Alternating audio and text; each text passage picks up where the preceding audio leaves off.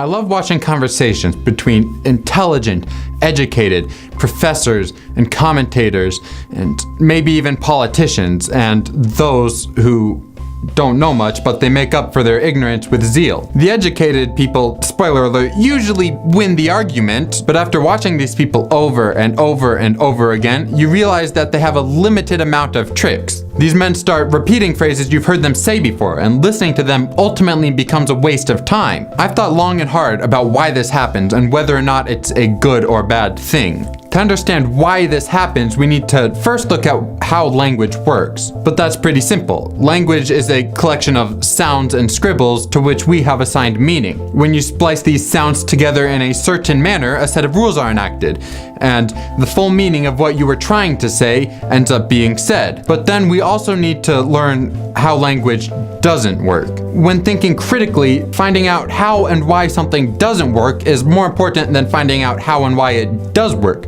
because you only learn by pushing the knowledge you've had before. The reason you don't repeatedly burn your hand on a hot stove is because you put your hand on a hot stove once and it didn't feel too good, so you didn't do it again. Science and technology and philosophy are all built off of this idea. You only have a computer, phone, or tablet to watch this video on because somebody before you decided that reading books was not the only way to effectively communicate ideas. And language does not work because people are unable to view the world the same way others view it. Remember those ideas you associated with random sounds and scribbles? Well, those ideas are extremely complex. Not only is there a flat definition such as the letters C, O, and W, meaning a female breed of ox, but there's a whole bunch of other ideas associated with the word cow, such as the idea that they're usually used as beef or milk, or that they live on farms, or that they're white with black spots, or that they're fun to tip, or that McDonald's makes terrible hamburgers because they don't actually use cow meat.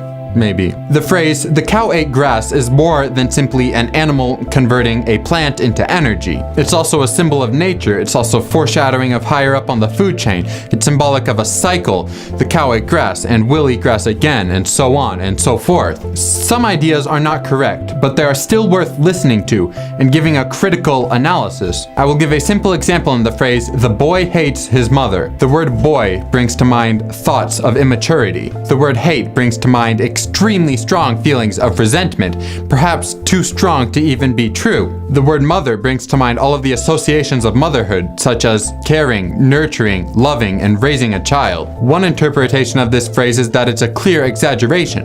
The boy does not actually hate his mother, he just thinks that he hates his mother. A different interpretation could be by a different person that associates different things with motherhood, boys, and childhood, and thinks that the mother is a child abuser that definitely deserves the hatred.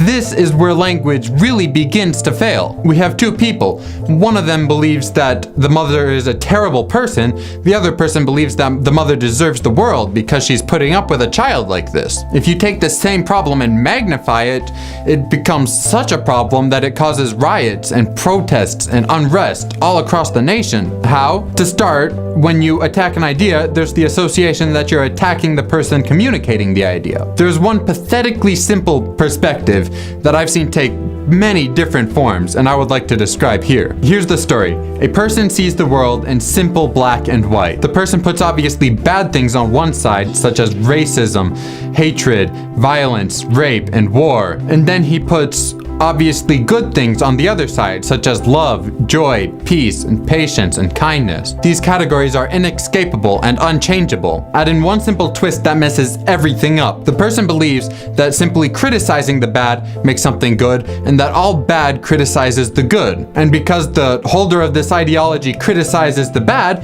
they must be good. Let me explain why this ideology is wrong.